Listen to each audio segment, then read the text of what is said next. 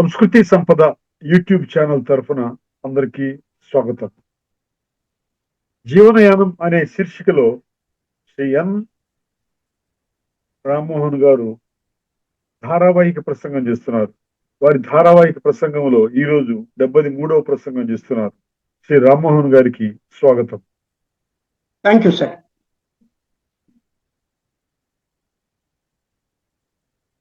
అందరికీ వెల్కమ్ అండి. Thanks everyone for patiently listening all these days for all my sessions.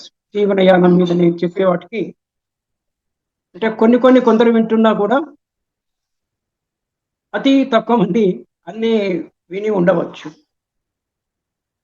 అంటే ఆధునిక యాంత్రికతతో టెక్నాలజీతో మునుపు లేని కొన్ని కొత్త అవకాశాలు ప్రైమరీ లెవెల్లో కాకపోయినా సెకండరీ టెర్షరీ లెవెల్ అని దాంట్లో మనకు ఉన్నాయి. అంటే మనం రికార్డ్ చేసుకొని ఆడియో విజువల్ రికార్డింగ్ చేసినప్పుడు ప్రస్తుతము వీక్షిస్తున్న వాళ్ళు తక్కువ మంది అయినా కూడా తదుపరి వీక్షించే వాళ్ళు ఉంటారు. దీనికి మనకి సినిమా భాషలో ఉదాహరణ చెప్పాలంటే కొన్ని చాలా బాగా వచ్చిన సినిమాలు మొదట్లో 1-2 వీక్స్ నడవలేదు. ప్రచారము పెరిగి బాగుందనే దాంతోనే దే కాటప్ అంటే they catch up the listen. విశేషంగా చెప్పారంటే శంకరాభరణం సినిమా ఎవరికి అర్థమైనట్లేదు. 1 or 2 weeks it not go well, తర్వాత క్లిక్ అయింది. వేరే కొన్ని సినిమాలు కూడా ఫస్ట్ రెండు నడవక సెకండ్ రిలీజ్లో ఎక్కువ నడిచిన సందర్భాలు కూడా ఉన్నాయి. అంటే సినిమా కూడా టెక్నాలజీయే. ఇప్పుడు అంతకన్నా మించిన టెక్నాలజీ ఎవరికి వాళ్ళే, అంటే ఈ టెక్నాలజీ పెరిగిందంటే ఎవరికి ఉన్న ప్రతిభను వాళ్ళకి వాళ్ళే చాటుకునేటువంటి అవకాశం వచ్చింది. నేను కొన్ని రీల్స్ కూడా చూస్తుంటాను. రీల్స్ అంటే వెరీ షార్ట్ డ్యూరేషన్, నిమిషం 2 నిమిషాలు 3 నిమిషాలు వచ్చేవి. ఫ్యామిలీ మెంబర్స్ వాళ్ళకి వాళ్ళే చేస్తున్నట్టు అర్థమవుతా ఉంది నాకు. Wife and husband they do reels. నాకు అంత ఎగ్జాక్ట్ తెలియకపోయినా కూడా సుమారు ఎట్లా అనిపిస్తుంది. లేకపోతే ఫ్రెండ్స్ కానీ వాటెవర్. యాక్చువల్గా ఏంటంటే షార్ట్ ఈజ్ స్వీట్ అనేది ఒక concept. Small is beautiful, short is sweet. ఏదైనా కొద్దిలో చెప్తే రమ్యత ఎక్కువ ఉంటుంది. అందుకే బిట్టు గారు he has made all the programs at ½ an hour, maximum ½ an hour duration. దీంట్లో కూడా మనము చెప్పేది యూనిఫామ్ ఒకటే, అంటే వక్త చెప్పేది ఒకటే ఉంటుంది. వినేవాళ్ళు పలువురు ఉంటారు. చాలామంది 10లో 20 సంఖ్యల్లో 100లో వినేవాళ్ళు ఉన్నా కూడా ఎవరి ప్రకారంగా, ఎవరి పర్సెప్షన్ ప్రకారంగా వాళ్ళ అనుభవానికి మనం చెప్పేది ఎంత నియర్గా ఉంది అనేది ఒకటి చూసుకుంటారు. రెండవది, దీంట్లో నాకు తెలియని కొత్త విషయం ఏమైనా ఉందా అనేది ఒకటి. నేను యాజ్ ఏ లిజనర్, నేను శ్రోతగా ఎప్పుడైనా విన్నప్పుడు డైరెక్ట్గా కొన్ని తీసుకుంటాను, అవి తక్కువ ఉంటాయి. కానీ వాళ్ళు ఇచ్చిన ట్రిగ్గర్స్తోనే కొన్ని ట్రిగ్గర్స్ దొరుకుతాయి. ఆ ట్రిగ్గర్స్తోనే టాంజెన్షియల్ థాట్ అంటారు. ఆ ట్రిగ్గర్ పట్టుకొని నేను ఫర్దర్గా ఆలోచించి నా ఓన్ థాట్స్ రాస్తుంటాను. దట్ వే అది కొంచెం useful. But anyway, silence is what is speech is silver, silence is gold అని ఇంగ్లీష్లో ఒక సామెత. చెప్పేవాడి కన్నా వినేవాడికి గొప్పవాడు. ఎందుకంటే వినడానికి చాలా సహనం అవసరం, ఓపిక, సహనము, అటెన్షన్ కూడా అవసరం. సో ఇవన్నీ శ్రోతకి ఉండాల్సిన లక్షణాలు. కానీ శ్రోతను ఒక గుంజకి కట్టేసేటువంటి కెపాసిటీ స్పీకర్కి ఉండాలి. ఎలా ఉండాలంటే in terms of the content, in terms of delivery, in terms of the topic also. అంటే టాపిక్ కూడా, టాపిక్ షుడ్ బి రెలవెంట్.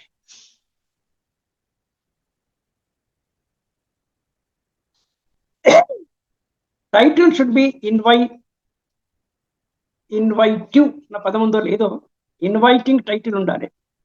అంటే కొన్ని సినిమాల పేర్లు, సినిమాలతో నేను అప్పుడప్పుడు కంపేర్ చేస్తుంటాను. కొన్ని సినిమాల పేర్లు ఆకర్షణీయంగా ఉండి, యూట్యూబ్లో కూడా ఇది ఒక రకమైన మోసం అని చెప్పొచ్చు. టైటిల్ ఆకర్షణీయంగా ఉంటుంది, లోపలికి వెళ్తే ఏమి ఉండదు. ఇది అనెథికల్ ప్రాక్టీస్. టైటిల్ పర్ఫెక్ట్గా ఉండాలి, టైటిల్కు సంబంధించిన కంటెంట్ కూడా బాగుండాలి.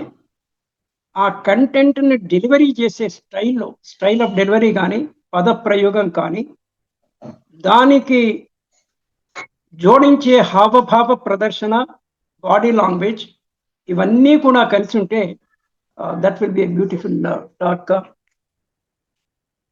That will be a beautiful talk. Anyway, that is at that point. 49 నుంచి 56వ ఏట జీవితం ఎలా ఉంటుంది అనేసి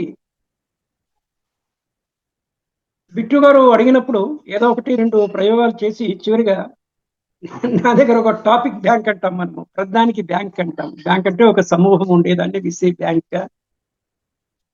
నా దగ్గర ఒక 400 టాపిక్స్ బ్యాంక్ ఉంది. I'm not joking, really.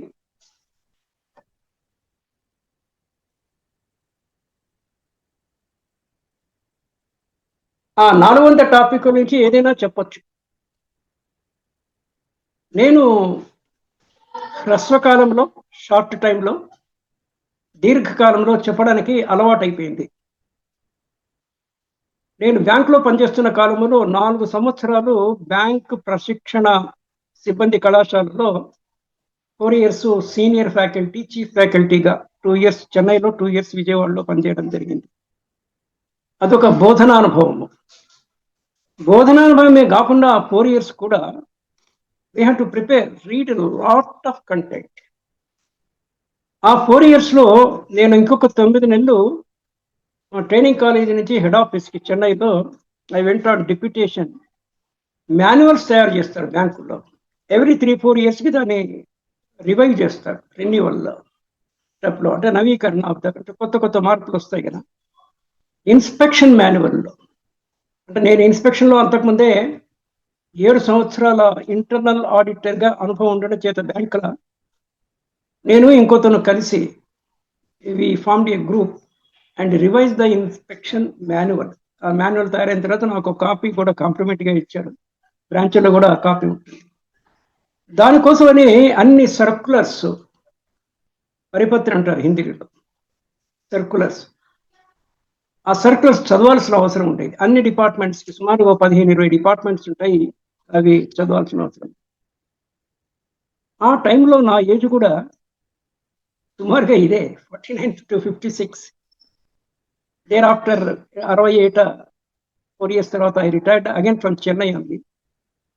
నేను చెన్నై నుంచి విజయవాడకు వచ్చి, చెన్నై ట్రైనింగ్ కాలేజ్ నుంచి విజయవాడ లోకల్ సెంటర్కి ఇన్ఛార్జ్ వచ్చి, లాస్ట్ ఇయర్ మళ్ళీ చెన్నైలో రికవరీ బ్రాంచ్లో చేశాను.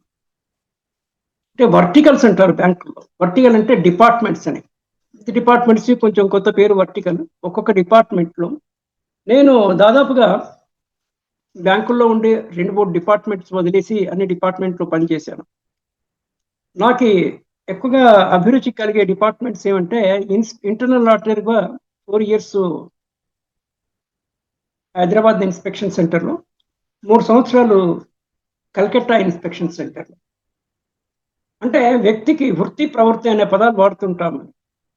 వృత్తి బ్యాంక్ ఆఫీసర్ వృత్తి, కానీ దాంట్లో డిఫరెంట్ డిపార్ట్మెంట్స్ కదా. ప్రవృత్తి ఒకటి. ప్రవృత్తి అంటే నాకు కొంచెము ప్రజలతోని కలవడము, పబ్లిక్ రిలేషన్స్ అంటాము, స్థలాలు సందర్శించడము, ఇవి నాకు ఇంట్రెస్ట్ అప్పట్లో. ఇప్పటికి కూడా, ఇప్పుడు ఏజ్ కొంచెం ఎక్కువయ్యి మళ్ళీ టెక్నాలజీ పెరిగి everything we can see on the screen. మనకి ఏదైనా కూడా దానికి సంబంధించిన videos we can get in the ఆన్లైన్లో చూడొచ్చు. ఏ ప్రదేశానికి పోవచ్చు. హిమాచల్ ప్రదేశ్ చూడాలి, you see the video, you don't have to go to there. ఒక సందర్శన యోగ్య స్థలాలు కొన్ని ఉంటే ఒకసారి చూడొచ్చు, రెండోసారి అవసరం లేదు. Life is a combination of old and new. ప్రతిదీ జీవితంలో మొదటిసారి సంపర్కంలోకి వచ్చినప్పుడు, మొదటిసారి దాన్ని అనుభవించినప్పుడు, చూసినప్పుడు, అబ్జర్వ్ చేసినప్పుడు, ఫీల్ అయినప్పుడు ఓహో అనిపిస్తుంది. ఆ తర్వాత హుష్ ఇంతేనా అనిపిస్తుంది రెండోసారికి. రెండవసారి అదే ఇదైతే, ఎక్సెప్ట్ కొన్ని వదిలేస్తే, ఫర్ ఎగ్జాంపుల్ భోజనం, నిద్ర, మైథునము, ఇవి చాలా రిపిటేటివ్ జరిగే విషయాలు. మిగిలిన నేను ఫస్ట్ టైము హైదరాబాద్లో సముద్రము దూరము కోస్టల్ బెల్ట్లో నెల్లూరు నుంచి మొదలుపెట్టి ఆంధ్రప్రదేశ్లో శ్రీకాకుళం అవతల వరకు మనకి సిఏసి. నేను కలకత్తాలో ఉండగా ఒరిస్సా కూడా యూస్ టు ఇన్స్పెక్ట్. పెద్ద వాస్ట్ ఏరియా నార్త్ ఈస్ట్ వరకు కోస్టల్ అయినవి చూసాం. నేను ఫస్ట్ టైం సముద్రం చూడడము 1975 ఆగస్టులో, 75 జూన్లో నేను చేరాను బ్యాంకులో. ఆగస్టులో మాకు 1 నెల రోజులు ట్రైనింగ్ చెన్నైకి పంపించారు. కాలేజీ అయిన తర్వాత ఊరికి అలా తిరుగుతూ ఉంటుంది. మా దప్పట్లో హెడ్ ఆఫీస్ అక్కడ నార్త్ బీచ్ రోడ్ అని సముద్రాన్ని ఆనుకునేది ఉండేది, 17 నార్త్ బీచ్ రోడ్.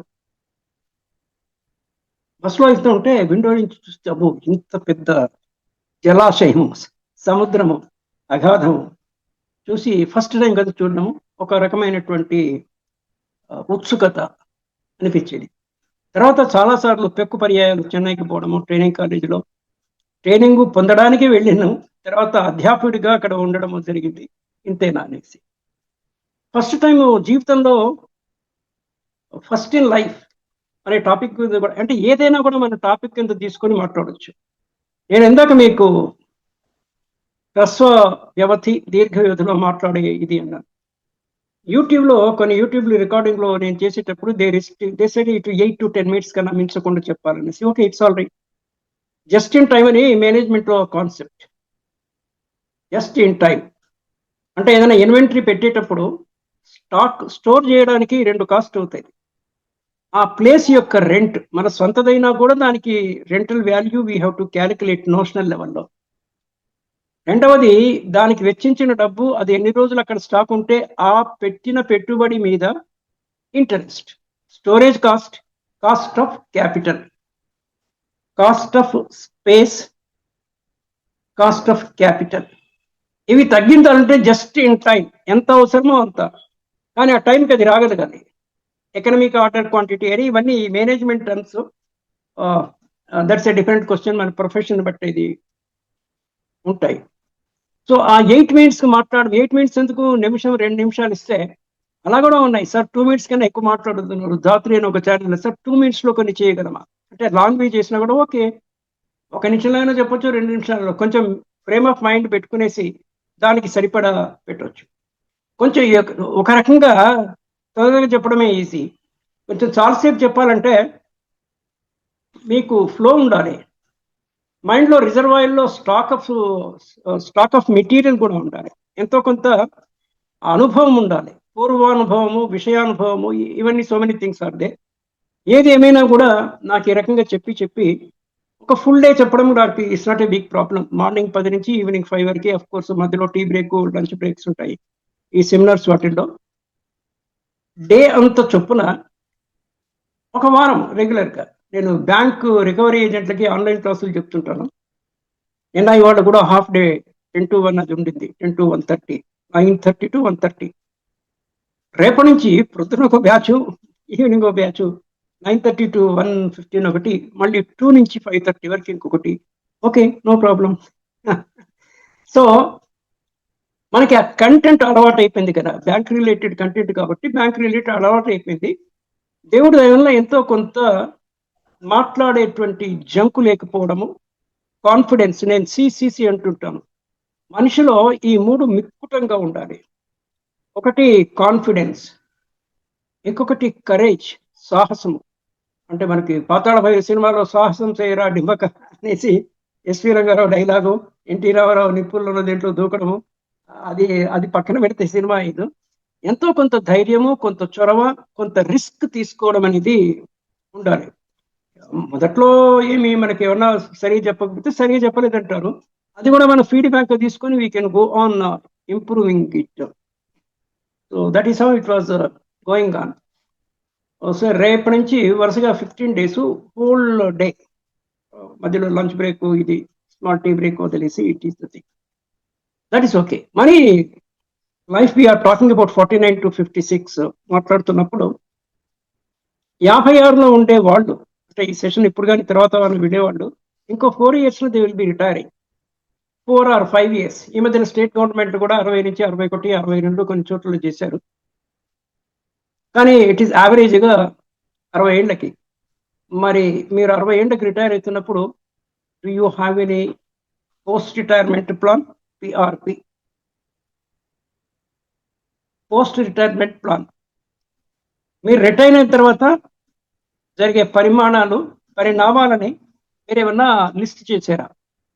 రిటైర్మెంట్ అయిన తర్వాత ఏం జరుగుతుంది అంటే 4 years టైం ఉంది ఇంకా. అంటే 49th ఇయర్లో ఉండే వాళ్ళకి 10 ఏళ్ళ టైం ఉంది. కానీ డెసెన్నియల్ ప్లానింగ్లో అంటే బేసిక్ ఒకటి ఏంటంటే life long planning. Plan your life, PYL షార్ట్లో plan your life. SYD, schedule your day.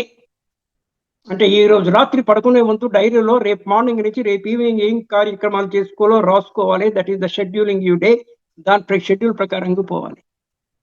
ఆ తర్వాత రేపు మార్నింగ్ నేను బయటకు వెళ్తున్నప్పుడు ఏ వస్తువులు నా ఎంబడి తీసుకెళ్ళాలి అనేసి 2 ఐటమ్స్ మన దగ్గర ఉండాలి. ఒకటి చెక్ లిస్టు, సిఎల్.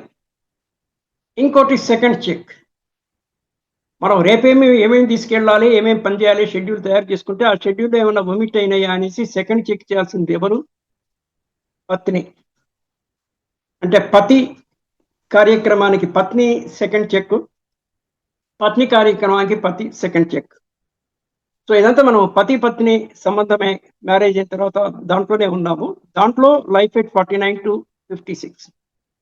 భార్యాభర్తల సంబంధము బీబీఎస్ షార్ట్ ఫామ్లో ఒకరికొకరు ఒక లెవెల్ ఆఫ్ లివింగ్. డేలో కొంత టైం ఒకరికొకరు, కొంత టైము ఎవరికి వారి.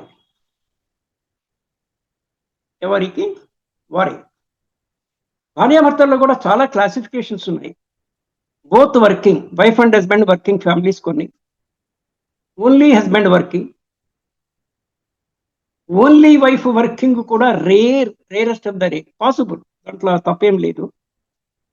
ఇద్దరు అప్లై చేశారు, ఆమెకు జాబ్ వచ్చింది, ఇతనికి అవుట్ ఆఫ్ డేట్ అయిపోయాడు. అంటే ఒక పర్టికులర్ లిమిట్ ఆఫ్ ఏజ్ దాటితే you not eligible to apply at all. అంతలోపనే ఆమెకు దొరికింది.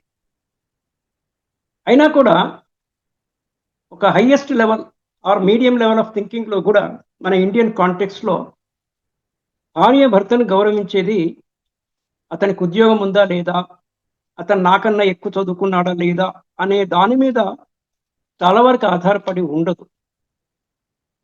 ఒకవేళ లోపల ఏమైనా ఒక ఆవగింజంతా అంటాము కొంచెం ఉన్నా కూడా అది బయటపడనివ్వరు. ఇది సంస్కారవంతుల లక్షణం. Husband is a husband, is at a 1 notch above అనే ఒక ఫ్రేజ్ మాట్లాడతాం ఇంగ్లీష్లో.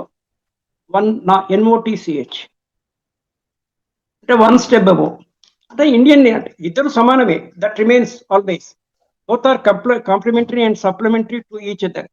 ఒకళ్ళు లేకపోతే ఇంకోళ్ళకి వాల్యూయే లేదు. ఇవన్నీ ఉండగా కూడా జనరల్గా మన సంస్కారంలో భర్త అనేవాడు ఒక రవ్వ, ఒక నాచ్ నాకన్నా ఎక్కువ అనేది the wife accepts to it. And I say wife, most of the wives. కొంతమంది ఎక్సెప్షన్స్ ప్రతి చోట్ల ఉంటాయి. ఎక్సెప్షన్స్ జోలికి నేను వెళ్ళట్లేదు. జనరలైజేషన్ కాన్సెప్ట్లో చెప్తున్నప్పుడు దట్ రిమైన్స్. అందుకే మనము వివాహం చేసేటప్పుడు కనీసము ఒక 3 years అన్న అబ్బాయి పెద్దగా ఉండేట్టు సంబంధాలు ఎతికేప్పుడు అబ్బాయి కనీసము డిగ్రీ క్వాలిఫికేషన్ వైజ్ ఇప్పుడు both are at equal stage. చాలా వరకు both are graduates or both are post graduates. మరీ ఎక్కువ వ్యత్యాసం ఉన్నప్పుడు కొంచెం హెసిటేట్ అవుతారు. ఫర్ ఎగ్జాంపుల్ అమ్మాయి పిహెచ్డి చేసిందనుకోండి, or she's a medical doctor, ఈయనేదో ఈ అబ్బాయి ఓన్లీ ఆర్డినరీ గ్రాడ్యుయేట్. అంటే జత కుదరాలి కదా, మనం అనేది జత. ఇంగ్లీష్లో మంచి సేయింగ్ ఉంది, అబ్బాయికి అమ్మాయికి మ్యాచ్ చూడడానికి వెళ్తున్నామంటారు, but ultimately they end up in mismatch. అంటే నేను చమత్కారంగా చెప్పేది, వీలైనంత మ్యాచ్ అంటే ఎంత దగ్గరగా మ్యాచ్ అయితే అంత అని చూస్తాము. 100%. గుణాలు చూసేటప్పుడు కూడా 36 గుణాలు అంటారు, కనీసం 50% ఇస్తూ ఓకే అంటారు. చాలా మంది చాదస్తం తల్లిదండ్రులు ఇంకా ఫుల్ గుణాలు కుదరాలనో, లోపల వేరే ఇంటర్నల్ రీజన్స్ ఏవైనా వేరే ఉండినా ఉండవచ్చు, ఉండకపోవచ్చు. ఈ చాదస్తం కానీ మూర్ఖత్వం కానీ ఉండి the marriage marriage date gets delayed. ఏ సమయానికి ఏ వేడుక జరగాలో, ఏ కార్యక్రమం జరగాలో అది జరిగితేనే లైఫ్లో జీవితంలో రమ్యత ఉంటుంది. మనకి అష్టవర్షాత్ భవేత్ కన్య అని పాత రోజుల్లో ఉండేది. 8 years గర్ల్కి మ్యారేజ్ చేసేవాళ్ళు. అది రైటా రాంగా అనే పాయింట్లోకి నేను పోవట్లేదు. 8 years మ్యారేజ్ చేసినా కూడా వాళ్ళు అప్పుడే కాపురానికి వెళ్ళరు. వాళ్ళకి ఇన్లాస్ ఇల్లు అది ఇది అలవాటు అవుతుంది. Maybe at the age of 18 years then only they start their nuptials and the కాపురము అనేది ఫ్యామిలీ లైఫ్ అనేది స్టార్ట్ అవుతుంది. బట్ మ్యారేజ్ ముందే అంటే సంథింగ్ లైక్ అడ్వాన్స్ బుకింగ్ మాదిరే అది ఉండేది. బట్ పీపుల్ రాజా రామ్మోహన్ రాయ్ వాళ్ళంతా ఈ వితంతు వివాహాలు ఒకటి అది వేరే చాప్టరు. బాల్య వివాహాల్లో ఏంటంటే ద మార్టాలిటీ రేట్ అంటే మరణాల సంఖ్య శిశువులు అంటే తక్కువ ఏజ్ ఉండే వాళ్ళు కొంచెం వాళ్ళ రేట్ ఆఫ్ డెత్ ఎక్కువ ఉండే అవకాశం ఉంటుంది. అంటే ఫస్ట్ 10 years ఆఫ్ లైఫ్లో ఒక 14-15 years అట్లా వచ్చిన తర్వాత నార్మల్గా ఎక్సెప్ట్ ఎక్స్ట్రీమ్ యాక్సిడెంట్ అయితే తప్ప are extreme disease rare disease తప్ప చనిపోయే అవకాశం రేర్లీ తక్కువ ఉంటుంది. బట్ వాట్ ఎవర్ నేను చమత్కారంగా చెప్పేది వర్షాత్ భవేత్ కన్యా వివాహం అట్లా ఏదో ఫర్దర్ స్టాంజా ఉంది. 8 years మ్యారేజ్ పోయి 8 నుంచి ఇప్పుడు 28కి వెళ్ళింది. 28 అంటే హిందీలో 28. ఇప్పుడు సుమారుగా యావరేజ్గా అబ్బాయిలు కానీ అమ్మాయిలు కానీ 28 ఏళ్ళు వస్తే కానీ పెళ్లి చేసుకోవట్లేదు. ఎర్లియస్ట్ మ్యారేజ్ అంటే 25 years. ఇప్పుడున్న కాంటెక్స్లో అంటే నాకున్న అనుభవంలో చెప్తున్నాను. You may correct at your end. కొంచెం ఒక 1 or 2 years అటు ఇటు అయితే that you can correct. So plan your life, schedule your day.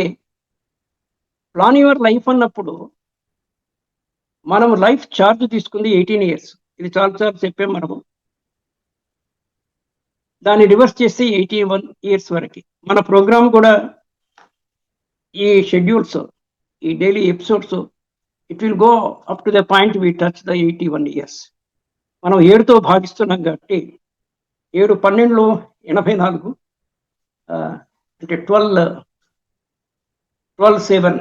7 84, 81 కాకపోతే 2-3 years ఎక్స్ట్రా గ్రేస్ అంటాం మనము. గ్రేస్ మార్కులు పరీక్షల్లో bonus points, bonus marks, grace bonus ఇవి కలిపితే అంతవరకు. మరి 81, 84 దాటిన తర్వాత కూడా కొంతమంది మనుషులు ఇంకా యాక్టివ్గా ఉండేవాళ్ళు కొంతమంది ఉంటారు. But then we have to say stop somewhere కదా. ఏ యాక్టివిటీ కన్నా ఎక్కడో దగ్గర స్టాప్ పెట్టాలి. మనకు ఇంకా ఒక 50 ఏళ్ళు దాటిన తర్వాత గతించిన కాలం కనుక శేషకాలం తక్కువ ఉంది అనేటువంటి కామన్ సెన్స్ ఎవరికైనా కూడా ప్రివేల్ అవుతుంటుంది. మనం కొంచెం మెచ్యూరిటీ అవన్నీ అంటే ప్రాపంచిక స్థాయి నుంచి కొంచెం తాత్విక దిశకి, తాత్విక ఆలోచనలకి వెళ్ళి ఆ 81 years ఆ ఏజ్కి ఈవెన్ 60 ఏళ్ళు దాటిన తర్వాత కూడా అంటే ఆ టాపిక్ వచ్చినప్పుడు ఇంకా డీటెయిల్గా మాట్లాడతాం. కానీ మనకు సంబంధించిన ఆస్తుల పరిష్కారం చేసి అమంగ్ ద చిల్డ్రన్ అది కూడా సర్వజన ఆమోదయోగ్యంగా. ఇక్కడ కూడా 2 పాయింట్స్ ఉన్నాయి. ఒక ఉత్తమ వ్యక్తి కుమారుల విషయంలో చెప్తున్నాను. తండ్రి ఆస్తికి ఆశించగలదు. అంటే దీనికి టేకర్స్ ఉండొచ్చు, నాన్ టేకర్స్ ఉండొచ్చు. ఎందుకు మేము హక్కుదారులం కదా, మాకు కాకపోతే వేరే వాళ్ళకి ఎట్లు ఇస్తారు, ఇవన్నీ సో మెనీ ఆర్గ్యుమెంట్స్ ఉంటాయి ప్రతిదానికి. నా పాయింట్ ఏమంటే మిమ్మల్ని మీ తల్లిదండ్రులు చదివించారు అంటే 3 బాధ్యతలు ఉంటాయి పేరెంట్స్కి పిల్లలకి పట్ల. ఈ 49 నుంచి 56 వరకు అది అయిపోవాలి. నంబర్ 1, మీ పిల్లవానికి ఉన్న ఇంట్రెస్ట్ ప్రకారంగా, సమర్థత యోగ్యత ప్రకారంగా సరిపడా చదువు మీరు చదివించగలిగారా లేదా పేరెంట్స్కి. అంటే అబ్బాయిలకి అమ్మాయిలకి ఇంట్రెస్ట్ ఉన్నప్పుడు ఎంత ఇంట్రెస్ట్ ఉంది, ఏ సబ్జెక్ట్లో ఇంట్రెస్ట్ ఉంది, మీ అభిప్రాయాన్ని వాళ్ళ మీద రుద్దొద్దు. వాళ్ళు ఏది చదువుకుంటా అంటే ఎంత తక్కువ అని మీరు అనుకున్నా కూడా కొన్ని మనమే బ్రాండ్ చేస్తాము. బిఏ అంటే తక్కువ, బిఎస్సీ అంటే ఎక్కువ. అట్లేం లేదు. నీకు ఏది ఇంట్రెస్ట్ ఉందో దాన్నే దీర్ఘంగా, సుదీర్ఘంగా, డీపర్ లెవెల్లో కనుక మీకు పట్టుంటే కనుక ఇట్ ఈస్ ఫైన్. పిల్లల్లో ఉండే పొటెన్షియల్, రేర్ స్కిల్స్ ఉంటాయి కొంతమందికి. వాటిని చిన్నప్పుడే గమనించి ప్రోత్సహించి నర్చరింగ్ అంటాం. వాటిని పెంపొందించే దాంట్లో తల్లిదండ్రుల పాత్ర ఎంతైనా ఉంటుంది. అందరూ తల్లిదండ్రులు పిల్లల్ని ప్రేమిస్తారు. There is no dispute about it. చాలా వరకు దానికి కూడా ఒకటి రెండు ఎక్సెప్షన్స్ ఇక్కడక్కడ కనిపిస్తుంటాయి, కానీ జనరల్లీ ఫైన్. కానీ మీ పిల్లల భవిష్యత్తు కోసము వాళ్ళకి దేనిలో రాణించగలరు అని మీరు ఒక అనాలిసిస్, ఒక స్టడీ చేసి వాళ్ళతో డిస్కస్ చేసి వాళ్ళు చేయాలనుకున్న కోర్సులో, కాలేజీలో, ఆల్ ఇండియాలో ఎక్కడున్నా కూడా అడ్మిట్ చేసి మీ దగ్గర డబ్బులు లేకపోతే ఎడ్యుకేషన్ లోన్ తీసుకుని మీ యోగదాన్ అంటాం ఇంగ్లీష్లో, కాంట్రిబ్యూషన్, వాళ్ళ ప్రాస్పరిటీకి మీరు తోడ్పడుతున్నారు అనేది ఒక ప్రధానమైనటువంటి ప్రశ్న పేరెంట్స్కి. ఇది ఒక ఛాలెంజ్ కూడా, question as well as challenge. అంతకుముందు నేను పిల్లలు తల్లిదండ్రుల ఆస్తికి ఆశపడొద్దు అనే పాయింట్లో, కానీ తల్లిదండ్రులు పిల్లల్ని ఏ రకంగా తయారు చేయాలంటే సరైన విద్యాబుద్ధులు నెంబర్ 1. నెంబర్ 2, మీకు తోచినంతలో మీకున్న న్యూస్ పేపర్ నాలెడ్జ్, సమాచారం ప్రకారము వాళ్ళ విద్యార్హతకు, వాళ్ళ అభిరుచికి సరిపడ ఉద్యోగాలకు వాళ్ళకి అందించాలి చేతికి. బాబు ఈరోజు అమ్మాయి, బాబు బిడ్డైనా డాక్టర్ అయినా, ఐఎమ్ నాట్ డిస్క్రిమినేటింగ్, ఈ జాబ్ పడింది, are you interested, do you apply, can I download the application form అని వాళ్ళకి నచ్చిన ఉద్యోగంలో స్థిరపడేంత వరకు తోడ్పాటు పడడం. ఫస్ట్ విద్య కంప్లీషను, 2 రైట్ జాబ్లో ఒక 6 నెలలు 1 year స్టడీ అయిపోయిన తర్వాత వాళ్ళ ఏజ్ అప్రాప్రియేట్గా మా అమ్మాయికి కానీ అబ్బాయికి కానీ వాళ్ళ మనస్తత్వం ఏందో పేరెంట్స్కి తెలియాలి కదా. తెలుస్తుంది, ఇంకా డీపర్గా తెలుసుకునేసి దానికి మ్యాచింగ్గా గుణగాలున్న అబ్బాయిని కానీ అమ్మాయిని కానీ ఎత్తికే ప్రయత్నములో 3వది, అంటే 3 ప్రధాన బాధ్యతలు తల్లిదండ్రులకు పిల్లల పట్ల ఉన్నాయి. 1, సంపూర్ణ విద్యాభ్యాసము, అంటే వాళ్ళకి ఎంతవరకు చదువుకునే కెపాసిటీ ఉంటే వాళ్ళకి ఇంట్రెస్ట్ అయినప్పుడు యూ కెనాట్ డూ ఎనీథింగ్. కానీ మీ అశక్తత వల్ల వాళ్ళకి టాలెంట్ ఉంటే కూడా వాళ్ళ చదువు దెబ్బతినకూడదు. అక్కడక్కడ ఇవి జరుగుతుంటాయి. That is my caution or share of thought. Number 2, jobs 2 రకాలు బేసిక్గా, ట్రాన్స్ఫరబుల్ అండ్ నాన్ ట్రాన్స్ఫరబుల్. ఏదైనా ఒక కంపెనీలో చేరితే, పెద్ద కంపెనీలో జనరల్గా అక్కడ ట్రాన్స్ఫర్స్ ఉండవు, కంపెనీ ఒకటే దగ్గర ఉంటుంది. ఇప్పుడు మళ్ళా బ్యాంకుల్లో ఉన్నారనుకోండి, bank officers are transferable across India. కొన్ని నార్త్ బేస్డ్ బ్యాంక్స్ ఉంటాయి, కొన్ని సౌత్ బేస్డ్ బ్యాంకులు నార్త్లో ఖాళీలు ఉన్నాయి, అక్కడ పనిచేసే వాళ్ళు ఎవరు లేని ఇక్కడి నుంచి అటు పంపిస్తుంటారు. నేను ఆ రకంగా 2 పర్యాయాలు ఇండియన్ బ్యాంక్, నేను సౌత్ బేస్డ్ బ్యాంక్, ఇప్పుడు అలహాబాద్ బ్యాంక్లో ఇండియన్ బ్యాంక్లో కలిసింది. ఫస్ట్ నేను ప్రమోషన్లో I was posted to Bombay, అక్కడ 3 years, షోలాపూర్లో 1 year. ఇవన్నీ నాకు తదుపరి కార్యక్రమంలో వెనక్కి తిరిగి చూసుకుంటే ఇవన్నీ నాకు చాలా అనుకూలించాయి. అంటే మనం ఆలోచించే పద్ధతి, మన విస్తృతి చాలా పెరుగుతుంది. 3 years Maharashtra, 3 years Bombay, 1 year Maharashtra, and then కలకత్తాలో 2వసారి చెన్నై, ఇట్లా ఇవన్నీ పనిచేయడం మూలన. So I will stop here for today saying that తల్లిదండ్రులకి 3 బాధ్యతలు ఉంటాయి ప్రధానంగా. ఇది 56 ఏట వచ్చే లోపల ఈ 3 బాధ్యతలు ఫుల్ఫిల్ అయిపోవాలి వాళ్ళు. నంబర్ 1 పిల్లల చదువు, 2వది వాళ్ళ ఉద్యోగ ప్రాప్తి, సెల్ఫ్ ఎంప్లాయ్మెంటో పెయిడ్ ఎంప్లాయ్మెంటో, 3వది ఉత్తమ గుణగణాలు, మ్యాచింగ్ గుణగణాలు కలిగిన కోడలు కానీ అల్లుడు కానీ తేవడం. ఇది 56వ ఏట వరకు కంప్లీట్ కాగలిగితే గ్రేట్ థింగ్, లేదా కొంచెం లేట్ అయితే సెకండ్ ఫేజ్లో 56 నుంచి 63 లోపలైనా కనీసం చేసుకుంటే కొంచెం రిటైర్మెంట్ లైఫ్ కంఫర్టబుల్గా ఉంటుంది. We will continue tomorrow. Thank you, bye, నమస్తే. Done sir. జీవనయానం శీర్షికలో ధారావాహిక ప్రసంగం చేసిన శ్రీ రామ్మోహన్ గారికి ధన్యవాదాలు. Thank you sir.